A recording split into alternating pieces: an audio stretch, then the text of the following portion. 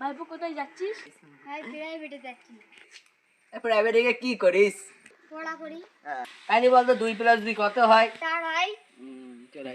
বলতো ভাইপো 6 গুণ 5 কত হয়? কেন 30 হয়। তাই তো ভাইপো তুই ভালোই শিখেছিস। মেয়েদের চক্করে পড়িস না, ভালো করে পড়াশোনা কর।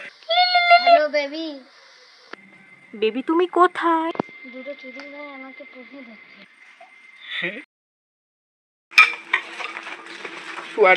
ভাইপো কোথায় যাচ্ছিস? ভাই প্রাইভেটে যাচ্ছি। প্রাইভেটে গিয়ে কি করিস? পড়া করি। তাইলে বলতো 2+2 কত হয়? 4 হয়।